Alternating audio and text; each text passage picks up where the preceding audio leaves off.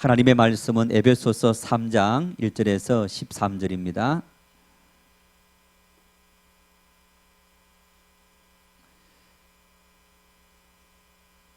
한 목소리로 합독하시겠습니다. 이러므로 그리스도 예수의 일로 너희 이방인을 위하여 갇힌 자 된 나 바울이 말하거니와 너희를 위하여 내게 주신 하나님의 그 은혜의 경륜을 너희가 들었을 터이라. 곧 계시로 내게 비밀을 알게 하신 것은 내가 먼저 간단히 기록함과 같으니 그것을 읽으면 내가 그리스도의 비밀을 깨달은 것을 너희가 알 수 있으리라. 이제 그의 거룩한 사도들과 선지자들에게 성령으로 나타내신 것 같이 다른 세대에서는 사람의 아들들에게 알리지 아니하셨으니 이는 이방인들이 복음으로 말미암아 그리스도 예수 안에서 함께 상속자가 되고 함께 지체가 되고 함께 약속에 참여하는 자가 됨이라. 이 복음을 위하여 그의 능력이 역사하시는 대로 내게 주신 하나님의 은혜의 선물을 따라 내가 일꾼이 되었노라. 모든 성도 중에 지극히 작은 자보다 더 작은 나에게 이 은혜를 주신 것은 측량할 수 없는 그리스도의 풍성함을 이방인에게 전하게 하시고 영문부터 만물을 창조하신 하나님 속에 감추어졌던 비밀의 경륜이 어떠한 것을 드러내게 하려 하심이라. 이는 이제 교회로 말미암아 하늘에 있는 통치자들과 권세들에게 하나님의 각종 지혜를 알게 하려 하심이니 곧 영문부터 우리 주 그리스도 예수 안에서 예정하신 뜻대로 하신 것이라.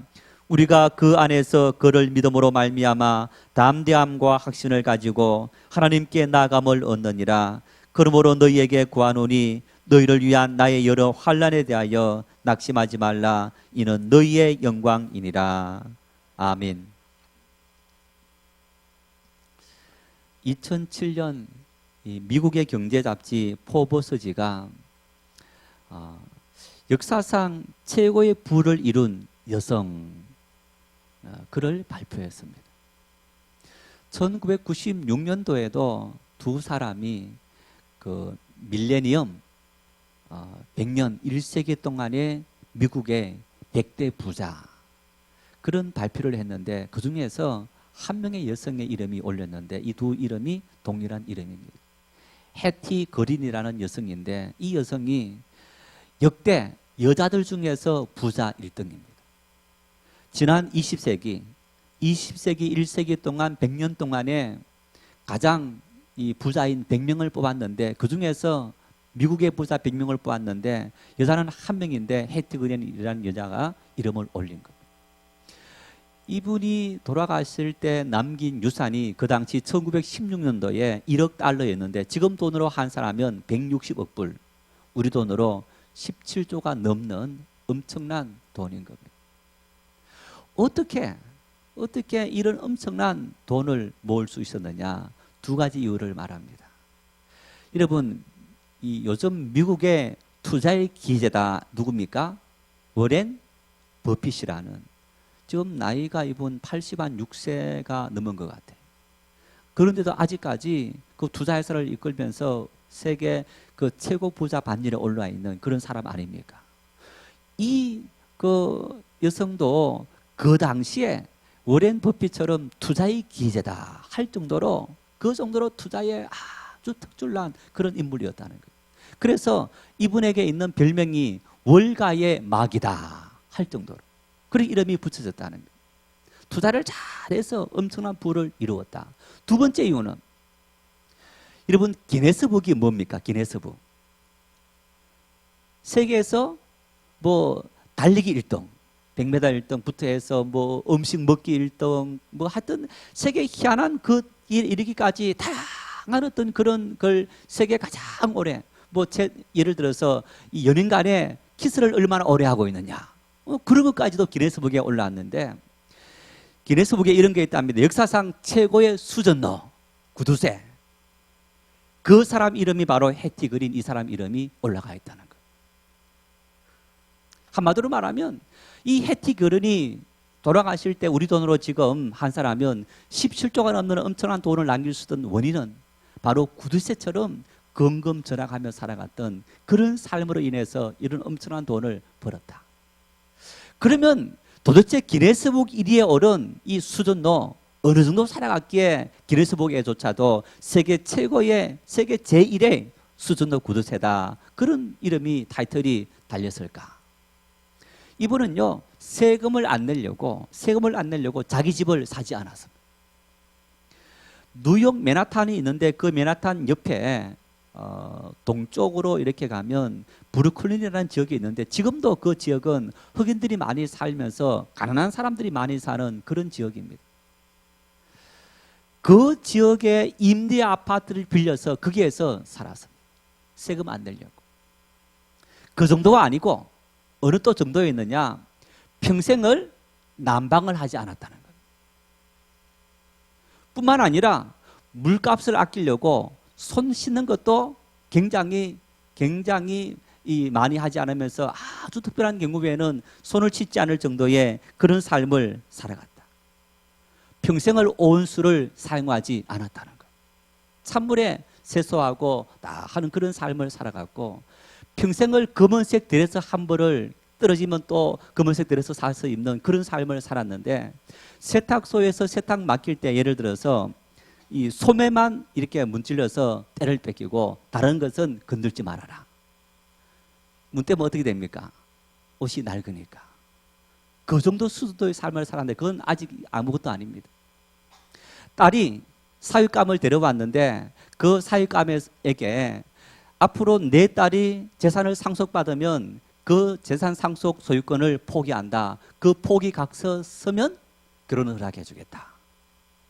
어렸을 때 아들이 넘어져서 다리를 다쳤는데 돈 아끼려고 집에서 치료했답니다. 그런데 치료를 잘못해서 결국 아들 다리를 잘랐다는 거예요. 본인이 탈장으로 고통을 받고 있는데 병원에 16만 원만 내면 병원에 치료받을 수 있는데 거기에 병원 가지 않고 끝까지 고통을 참았다는 거예요. 82세를 사시고 돌아가셨는데 죽고 난 다음에 지금 우리 돈으로 17조가 넘는 엄청난 유산을 남긴 겁니다. 아들, 딸은 참 어떻게 살았겠습니까? 엄마가 남겨준 유산을 갖고 참 마음껏 살았는데 그 아들, 그 어떤 그분의 일화에 대해서 연구한 책이 나와 있습니다. 거기에 이런 내용이 있습니다. 그 아들이 자기보다 배로 어린, 자기가 만일 50이다 그러면 25살짜리 자기 애인에게 선물을 줬는데 정조대 선물을 줬다는 겁니다. 그 정조대에 다이아몬드를 박았는데 얼마짜리냐? 우리 돈으로 6천만 원짜리. 정조대에 6천만 원 들었다면 다른 삶을 살아가면서 얼마나 어떤 삶을 살았는지 우리가 알 수 있는 그런 모습입니다. 다행히 이 두 남매는 죽기 전에 거의 대다수의 재산을 기부하고 죽었다는 것. 여러분, 만일 여러분들도 이 해티 그리라는 여성처럼 어떤 이런 삶을 살아가면 엄청난 부자가 된다. 그렇다면 나도 그렇게 살고 싶습니다. 손 한번 들어보세요.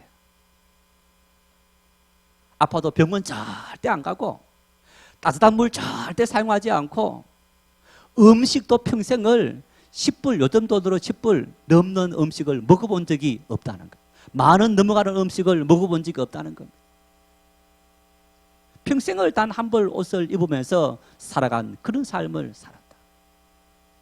여러분, 이 여성이 행복했을까요? 행복하지 않았을까요? 모르십니까? 남편하고 이혼을 했는데 이 남편이 자기 아내에게 질린 겁니다. 그래서 남편이 사업을 했는데 사업이 부도났다. 그러니까 이 부인이 이혼한 거예요. 가난뱅이 남편하고 싫다. 사실은 남편이 이혼하려고 속인 거예요. 그리고 나중에 이혼하고 난 다음에 이 남편이 다시 사업하며 있는 모습을 보면서 이 아내 해티 그린이 막 분노했다라는 그런 이야기도 있는 거예요.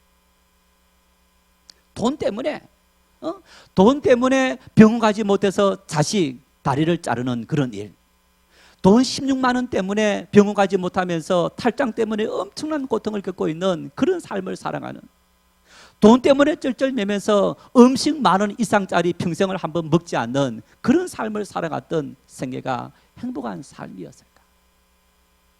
그 주변에 아무 사람도 없었을 겁니다.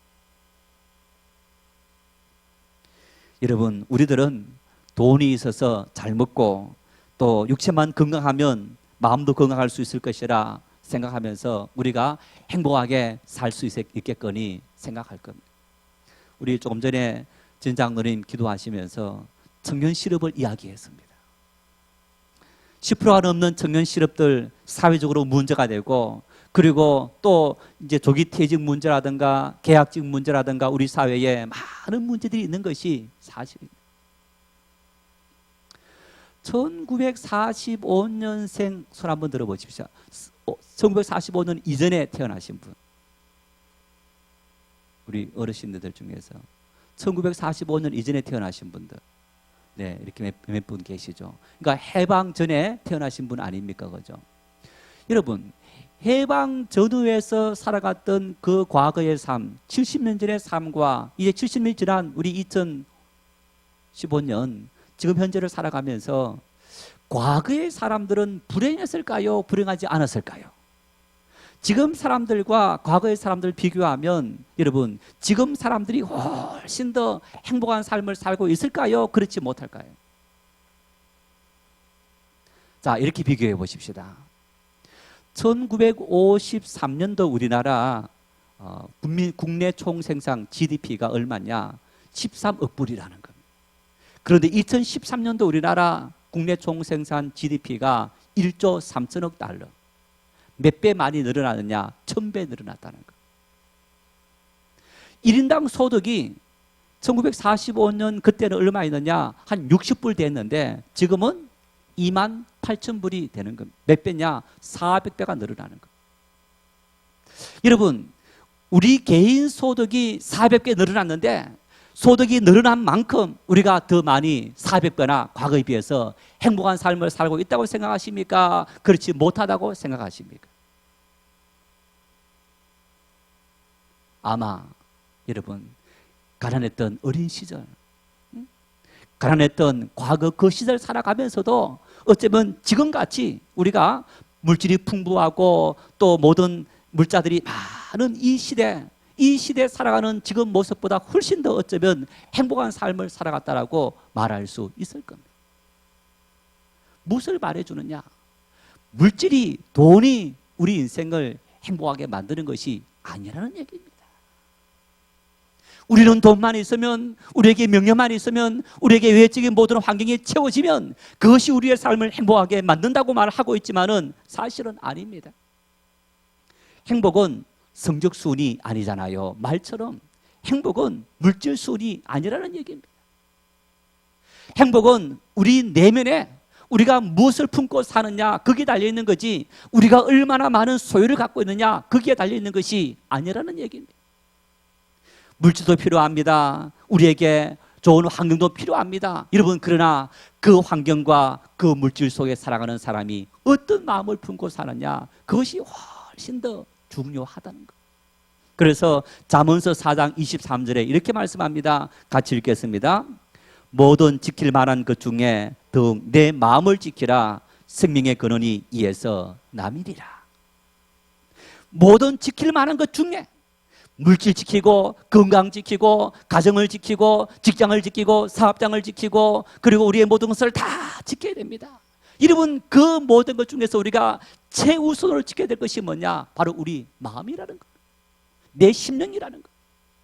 내 심령 속에 무엇이 들어와 있느냐, 내 심령 속에 어떤 마음을 품고 살아가느냐, 여러분, 그게 따라서 초가상가 같은 곳에 산다 할지라도 행복하게 기쁨으로 살 수 있고, 100평짜리 아파트 거대한 궁궐집에 산다 할지라도 내 마음속에 행복이 없다면 그 사람은 불행한 삶을 살아갈 수밖에 없는 것이 인생이라는 것.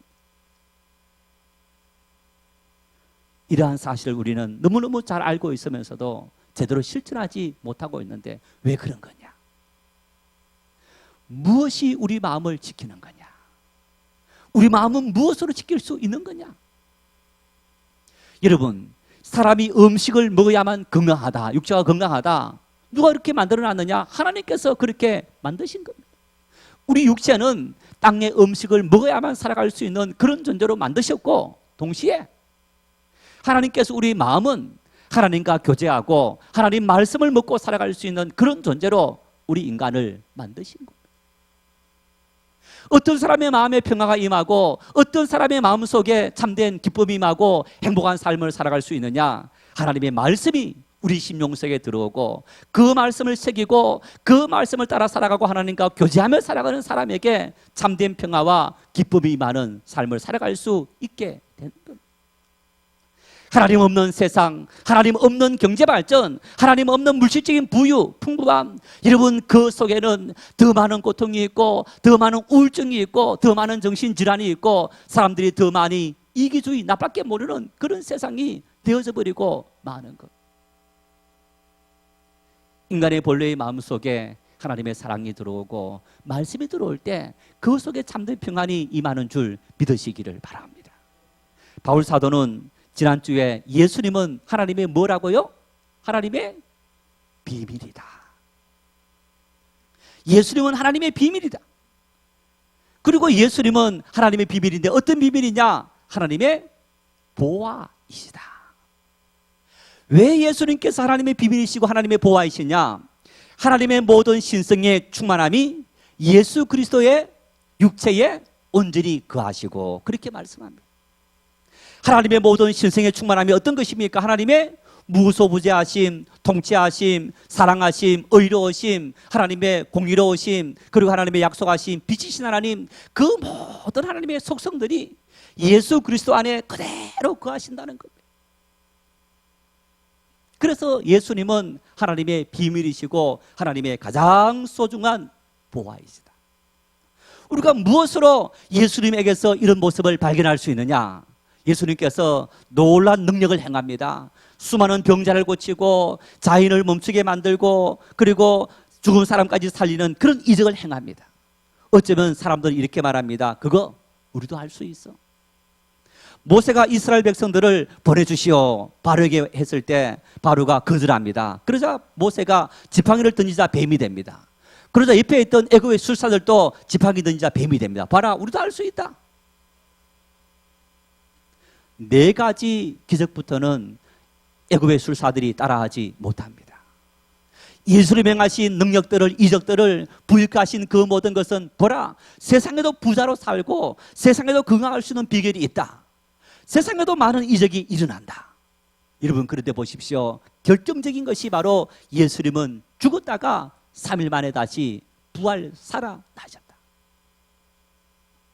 어떤 인간도 이 세상에 유일무이하게 예수 그리스도 한 분만 죽었다가 스스로 살아나신 단 한 분밖에 안 계신 것.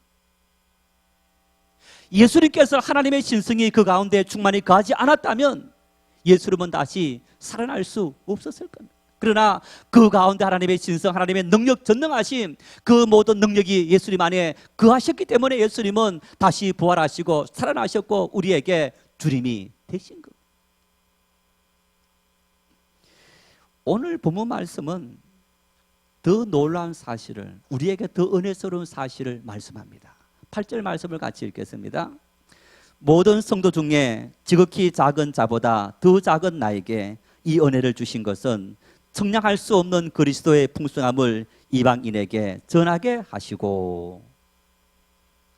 바울 사도가 자기 고백을 하면서 우리에게 하나님의 비밀이신 예수 그리스도, 그분이 우리에게 측량할 수 없는 은혜의 풍성함을 우리에게 주시기 위함이다. 여러분, 이런 의미인 겁니다. 하나님의 모든 신성이, 하나님의 모든 이 세상을 창조하시고 죽은 사람을 살리시는 그 능력까지 하나님의 모든 역사들이 누구 안에 거하신다고요? 예수 그리스도 안에 고스란히 그대로 거하시는. 그래서 예수님은 나를 본 자는 하나님 아버지를 보았다. 내가 곧 하나님 아버지와 동등되다, 똑같다, 이렇게 말씀하십니다. 자, 그런데 오늘 바울 사도는 이렇게 말씀합니다. 하나님께서 우리를 부르신 것은 우리 가운데 예수 그리스도의 측량할 수 없는 은혜, 하나님께서 함께 하심으로 부어주신 그 놀라운 축복들이 바울 사도의 삶에 풍성이 넘치도록, 그래서 그 넘침을 통해서 수많은 이방인들에게도 그런 주님의 사랑을 알리기 위해서 바울 사도를 부르셨다. 다시 말하면 이런 의미입니다. 오늘 우리를 왜 부르셨느냐? 왜 우리가 오늘 이 자리에 하나님 앞에서 앉아있고 하나님을 예배하는 사람들로 부름받았느냐? 하나님은 우리를 통해 예수님 속에 있는 그 하나님의 풍성한 은혜를 이방 사람들에게 나타내 보이시기 위해서 우리에게도 하나님의 풍성한 은혜를 부어주시기를 원하신다는 것. 믿으십니까? 믿으시기를 바랍니다. 예수님께서 육체로 오심으로 하나님의 은혜가 풍성히 육체 속에 완전히 육화되어지고 내재화되어졌던 것처럼 여러분, 예수 그리스도 믿는 우리 모두에게도 예수님께서 안에 있는 하나님의 그 풍성한 역사, 은혜, 축복, 그 모든 것들이 다 넘치는 삶을, 풍성한 삶을 살아가도록 하시기 위해서 우리를 부르셨고 우리에게 그 은혜를 부어주신 분이 바로 하나님이시다. 그런데 바울은 이렇게 고백합니다. 자신은 모든 사람 중에서 지극히 작은 자보다 더 작은 사람이다. 한마디로 말하면 나는 형편없는 사람이다. 나는 하나님의 은혜를 받을 만한 자격이 전혀 없는 사람이다. 어떻게 나 같은 존재가 하나님의 은혜를 받을 수 있느냐? 나는 받을 수 없는 그런 존재이다. 그런데 그런 나에게도 하나님께서 이런 놀라운 은혜를 부어주셨다.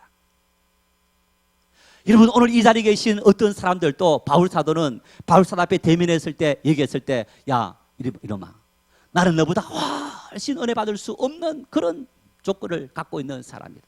나를 보고 용기를 내라. 왜? 바울 사도는요, 예수 믿는 사람을 핍박하고 박해하고 심지어 잡아 가두고, 그리고 최초에 이 순교자 스데반 집사님이 돌에 맞아 죽임을 당할 때 거기에 있어서 정에 섰던 인물이 바로 바울 사도였던 겁니다. 나는 죄인 중에 예수고, 나는 반역자 중에서 반역자고, 나는 하나님의 은혜를 받을 수 없는 그런 존재. 그래서 지극히 작은 자 중에 가장 작고 약하고 그리고 무지한 그런 존재가 바로 나 같은 존재이다. 이런 자기 고백을 하는 것. 여러분, 그런데 바울 사도는 이어서 그런 고백을 합니다. 우리 한번 고린도후서 12장 9절 말씀을 같이 읽겠습니다. 나에게 이르시기를 내 은혜가 내게 족하도다. 이는 내 능력이 약한 데서 온전하여 짐이라 하신지라. 그러므로 도리어 크게 기뻐함으로 나의 여러 약한 것들에 대하여 자랑하리니 이는 그리스도의 능력이 내게 머물게 하려 함이라. 할렐루야. 여러분, 바울 사도가 밤새도록 설교를 하는데 2층 창가에 있던 청년 유두고가 그만 졸다가 떨어진 겁니다. 그러니까 과거에도 바울 사도 같은 분이 설교했는데도 졸은 사람이 있었습니다. 여러분, 그래서 제가 설교하는데 졸더라도 야, 목사님이 설교 못해서 그런 말씀하지 마세요. 그 청년이 졸다가 떨어졌는데 그만 죽었어요. 숨이 멈춘 겁니다. 그러자 바울 사도가 기도하자 다시 유두고가 살아난 겁니다. 섬에 가서는 그 난파당해서 섬에 갔는데 그 섬에서 불을 피웠는데 그 불에서 갑자기 복뱀이 나서 바울 사도를 물었어요. 그런데 바울이 죽었습니까? 살았습니까? 안 죽었습니다. 살았습니다. 그러자 그 추장이 당신은 신입니다. 그렇게 말할 정도로 능력을 행한 인물이 바로 바울 사도였던 거예요. 가는 곳곳마다 바울 사도가 복음을 전하고 많은 이적이 따르면서 그 이적을 통해서 하나님의 복음을 전했던 인물이 바로 바울 사도였던 겁니다. 여러분, 그런데 이런 놀라운 능력이 어디서부터 출발되어졌느냐? 능력의 근원이 어디에 있느냐? 바울 사도 자체였느냐? 바울이 이렇게 기도합니다. 하나님, 내 이 고질병 아시죠? 평생 고질병으로 살아가는 이 안질, 하나님 고쳐주십시오. 다른 수많은 사람의 병을 고치면서 정작 자기 자신에게 있는 그 안질은 고치지 못했다는 얘기입니다. 그 이유가 뭐냐? 바울아, 너에게 있는 그 모든 능력은 너에게서부터 난 것이 아니고 내가 너에게 풍성히 부어줬기 때문에 너가 그 놀라운 일들을 행하지 않았느냐. 그런데 다시 이렇게 말씀합니다. 내 능력은, 내 역사가 너에게 더 많이 나타나기 위해서는 너 스스로가 나는 작은 자 중에서 더 작은 자고 나는 약하고 그래서 아무것도 할 수 없는 무지랭이 같은 그런 존재입니다. 자기를 비우면 비울수록 주님의 역사가 더 많이 나타난다는 것. 그래서 바울에게 너 육체 안질 그것 때문에 하나님 앞에서 하나님 이거 떠나가게 도와주십시오 기도하기보다는 하나님 이것을 통해서 주님의 뜻을 깨닫고 주님의 은혜 앞에 더 많이 무릎 꿇게 하셔서 더 큰 역사 나타나도록 은혜를 베풀어 주십시오 하고 기도하라는 얘기. 나의 삶의 약점을, 나의 삶의 부족함을 여러분 창피스럽게 생각하지 마시기를 바랍니다. 약점이 없는 사람이 아무도 없습니다. 문제 없는 사람이 아무도 없습니다. 인생을 살아가면서 모든 사람들이 삶의 문제를 다 안고 살아가고 있습니다. 그 문제 때문에 부끄러워서 교회 신앙 공동체에서 멀어지고 사람들과 단절한다면 그것이 도리어 교만한 일이 되는 거예요. 하나님은 그런 사람을 부르시고 그 사람들로 하여금 겸손히 주님 앞에 무릎을 꿇고 나는 이렇게 무지하고 아무것도 알 수 없는 죄인입니다. 부르짖을 때 하나님은 더 큰 은혜를 주시는 주님이신 줄 믿으시기를 바랍니다. 마태복음 5장 3절 말씀 같이 읽겠습니다. 심령이 가난한 자는 복이 있나니 천국이 그들의 것이며. 여러분, 제가 산상수훈을 말씀하면서 심령이 가난한 이 가난한 마음이 어떤 마음이냐? 나는 아무것도 알 수 없는 절대 빈곤, 당장 내일 먹을 것조차 없는 그런 아무것도 알 수 없는 그 상태를 가난이다 그랬습니다. 하나님 앞에 하나님의 은혜를 받아 누릴 수 있는 사람은 어떤 사람이냐? 하나님이여, 나는 아무것도 알 수 없습니다. 완전히 자기의 두 손을 들고 항복하는 사람. 여러분, 그런데 보십시오. 능력 있는 사람, 건강한 사람, 재물이 있는 사람, 똑똑한 사람, 그런 사람이 하나님 앞에 두 손 들고 주님의 도움이 필요합니다. 그렇게 할 수 있습니까? 인간은 교만해서 그렇게 하지 못합니다. 도리어 나에게 있는 약점이, 부족함이, 아픔이, 병듦이, 가난이 하나님의 은혜를 받을 수 있는 통로임을 믿을 수 있기를 바랍니다. 성경은 그렇게 말씀합니다. 너의 약함이 하나님의 은혜를 받는 통로이고 너의 부족함이 주님의 은혜를 받을 수 있는 축복의 통로이다. 다시 말하면 청량할 수 없는 하나님의 풍성한 은혜를, 청량할 수 없는 그리스도 안에 있는 하나님의 은혜를 어떤 사람이 받아 누릴 수 있느냐? 가난한 심령을 가진 사람이. 나는 아무것도 알 수 없습니다. 철저히 자기를 비우고 주님 앞에 모든 것을 맡기는 사람이 하나님의 풍성한 은혜를 받아 누릴 수 있다라고 말씀하십니다. 내 약점이 하나님 앞에서는 도리어 축복의 통로가 되고 은혜의 통로가 된다는 사실을 믿고 더 많이 기도할 수 있기를 바랍니다. 그렇다면 여러분, 우리 속에 있는, 또 우리에게 부어주시고자 하는 예수님 가운데 있는 풍성한, 청량할 수 없는 풍성한 은혜가 도대체 어떤 겁니까? 우리에게 무엇을 주심으로 우리에게 이런 은혜를 베풀어 주시는 겁니까? 여러분, 우리가 예수님께서 이 땅에 오셔서 예수님 우리에게 기쁜 소식이 되었습니다. 복음의 기쁜 소식이다. 그런데 누가복음에 보면 이런 말씀이 있어요. 예수님께서 이 땅에 아기 예수로 오실 때 하늘에서 천사를 통해서 음성이 들립니다. 큰 기쁨의 좋은 소식을 너희에게 전하노라. 목자들에게 천사가 나타나서 큰 기쁨의 좋은 소식을 너희에게 주는다. 너희를 위해서 구원자가 임하게 된다.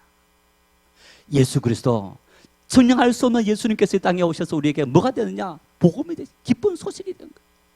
이 땅에 이것보다 더 좋은 소식, 이것보다 더 엄청난 소식이 없다는 얘기입니다. 여러분, 그것이 구체적으로 우리에게 뭐냐? 바로 우리가 구원받았다. 구원받았습니까? 구원받았습니까? 여러분, 구원받았다는 것은 다시 말하면 영생을 얻었다. 하나님의 영원한 백성이 되었다. 이 의미인 겁니다. 자, 여기까지만 생각하면 여러분, 우리가 더 이상 나아갈 수 없게 되는데 보십시오. 하나님께서 인간을 최초로 만드시고 어디에 두었습니까? 아담과 하와가 어디에 살았습니까? 에덴 동산에서 살았습니다. 여러분, 에덴 동산에서 하와와 아담이 어떻게 살았습니까? 벌거벗고 살았습니다.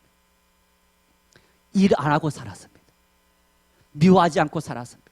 사랑하고 살았습니다. 섬기며 살았습니다. 먹을 염려하지 않았습니다. 육체 때문에 고민하지 않았습니다. 아무 고민하지 않고 그곳에서는 우리 지금처럼 나중을 위해서 저축할 필요도 없어요. 하나님께서 때를 따라 계속 부어주시니까 저축할 필요가 뭐가 있습니까? 여러분, 이스라엘 백성들이 광야길을 가다가 하나님께서 만나를 주셨는데 너희가 하루에 한 호멜만 준비해라, 1인분만 준비해라 했는데 어떤 사람이 욕심내어서 며칠 분을 준비했어요. 먹고 쌓아뒀습니다. 어떻게 되었습니까? 썩어서 못 먹게 된 거예요. 하나님 안에서는 여러분, 세상으로 볼 때는 하루 벌어서 하루 산다라고 할 수 있지만은 하나님께서 내가 매일 너희에게 필요한 것을 공급해 주겠다. 왜 염려하느냐? 자식들이 여러분 내일 먹을 음식 염려합니까? 하지 않습니까? 하지 않아요. 엄마 아빠가 때를 따라서 우리에게 필요한 것을 다 주신다. 하나님은 내 엄마 아빠인 겁니다. 그 엄마 아빠이신 하나님께서 때를 따라서 나에게 모든 필요를 다 주시는데 왜 내가 사놓고 내가 움켜잡고 내 것을 만들려고 하는 어리석은 삶을 살아가느냐는 얘기. 그럴 필요가 전혀 없다는 얘기. 에덴 동산의 삶은 바로 그런 삶이었습니다. 그것이 영생 없는 사람이 누릴 축복이라는 겁니다. 그런데 보십시오. 구원받지 못한 사람, 죄를 지은 사람이 동산에서 쫓겨났습니다. 세상으로 쫓겨났습니다. 세상으로 쫓겨난 그 순간부터 인간에게 무엇이 다가왔습니까? 살인이다, 미움, 가난, 땀 흘림, 수고, 많은 고통이 그 순간 우리에게 찾아왔던. 내가 구원받았다. 여러분, 구원이 기쁜 소식인 이유가 뭐냐? 이제는 우리가 다시 이 세상에서 하나님의 나라로 옮겨졌다. 이제는 하나님 아버지께서 내 아버지 되시고 하나님께서 때를 따라서 우리에게 모든 필요한 것을 다 채워주신다. 여러분, 그것이 바로 구원받은 사건인 것을 확실히 믿을 수 있기를 바랍니다. 구원은 전인적인 것. 여러분, 그 구원받은 사람들에게 예수님께서 뭐라 말씀합니까? 너희는 먼저 그의 나라와 그의 의를 구하라. 그리하면 이 모든 것을 너희에게 더하시리라. 곤중의 새들을 보라. 저들을 먹이는 사람이 있느냐? 하늘 아버지께서 먹이시고 들의 백합을 보라. 저들을 키우는 사람이 있느냐? 하나님 아버지께서 키우신다. 하물며 너희일까 보냐? 구원받은 당신의 백성들 하나님께서 공중의 새들처럼 사놓지 않고 먹이지 않고 들의 백합처럼 길쌈수고하지 않더라도 하나님께서 최고 영화로 우리에게 먹이시고 입히시는 하나님 아버지를 믿으라. 그것이 바로 구원이라는 것. 이사야 53장 5절 말씀 같이 읽겠습니다. 그가 찔림은 우리의 허물 때문이요 그가 상함은 우리의 죄악 때문이라. 그가 징계를 받음으로 우리는 평안을 누리고 그가 채찍에 맞음으로 우리는 나음을 입었도다. 여러분, 이 말씀 이사야 선지자가 앞으로 오실 메시아 예수 그리스도는, 메시아는 바로 우리의 모든 아픔을, 우리의 모든 고통을, 우리의 모든 부족함들을 다 채워주시는 그런 분이시다. 이것이 바로 구원이라는 얘기입니다. 그리스도 예수 안에 있는 풍성한 은혜를 우리에게 주시는데, 여러분, 그것이 바로 구원의 은혜. 그 구원의 은혜는 영원한 생명 얻고 동시에 그것은 바로 하나님의 나라를 이 땅에서 실현하며 살아갈 수 있는 그런 삶을 살아가도록 만드셨다. 그렇다면 이런 청량할 수 없는 주님의 풍성한 은혜를 우리가 어떻게 누리게 되었느냐? 어떻게 누릴 수 있느냐? 그리고 어떤 사람이 누릴 수 있느냐? 보십시오. 마태복음 1장 23절 같이 읽겠습니다. 보라, 처녀가 잉태하여 아들을 낳을 것이요 그의 이름은 임마누엘이라 하리라 하셨으니 이를 번역한즉 하나님이 우리와 함께 계시다 함이라. 요한복음 14장 20절입니다. 그 날에는 내가 아버지 안에, 너희가 내 안에, 내가 너희 안에 있는 것을 너희가 알리라. 하나님의 모든 신성의 충만함이 예수님 안에 거하시고, 그리고 예수님 안에 거하신 하나님의 모든 신성의 충만함이 누구 안에 있다고요? 바로 우리 안에. 구원받은 사람은 예수님께서, 하나님의 놀라운 능력하신 예수님께서 우리와 함께해서 완전히 연합을 이루기 때문에 풍성한 은혜를 누리며 살게 된다는 것. 내가 잘나서, 내가 능력이 많아서 내 삶이 하루아침에 달라져서 그런 삶을 사는 것이 아니라 예수께서 함께 하셔서, 구원의 주님께서 우리에게 함께 하셔서 내가 너와 동행하고 함께하고 그런 걸음마다 축복하니까 염려하지 말고 너의 모든 것을 다 나에게 맡기라. 그래서 어떤 사람이 이런 은혜를 누릴 수 있느냐? 사도행전 16장 31절 같이 읽겠습니다. 이르되 주 예수를 믿으라. 그리하면 너와 내 집이 구원을 받으리라. 할렐루야. 주 예수를 믿어라. 예수님을 환영하고 예수를 믿는 사람에게 주님은 우리에게 구원을 베풀어 주신다는 겁니다. 예수를 믿는 사람, 그 사람의 조건을 따지지 않고, 능력을 따지지 않고, 환경을 따지지 않고, 그 사람의 지적인 수준을 따지지 않고 누구든지 주 예수를 믿으면 그와 그 집이 구원받는, 주님께서 함께 거하시면서 주님의 상에 참여하고 주님의 은혜를 받아 누릴 수 있는 삶을 살아가도록 은혜를 주시는 그런 주님이신 것. 어떻게 살렵니까? 믿으며 사는데 구체적으로 어떻게 살렵니까? 따라합시다. 예수님만 생각하고 예수님만 바라보자. 고통 속에도, 절망 속에도, 질병 속에도, 아픔 속에도, 자녀가 속을 썩이고 남편이 속을 썩이고 경제적으로 힘이 들고 어려워도 사람을 보지 마시고 환경을 보지 마시고 그 아픔을 보지 마시고 예수 그리스도 보시기를 바랍니다. 우리를 구원하신 예수님, 그분과 함께 걸어가고 그분께서 나의 아버지가 되셔서 그분께서 나의 힘이 되셔서 그분께서 나와 연합을 이루었는데 이제 내 삶의 주인은 주님이시다. 여러분, 예수님을 생각하고 예수님 바라보고 걸어가면 삶의 모든 아픔 이기고 살아갈 수 있는 그런 은혜를 누리게 되는 것. 이것이 믿음인 것. 이 은혜를 위해서 하나님은 독생자 예수님을 우리에게 보내주신 겁니다. 여러분, 이런 은혜를 매일의 삶을 통해 풍성히 누리는 믿음의 사람들 될 수 있기를 축원합니다.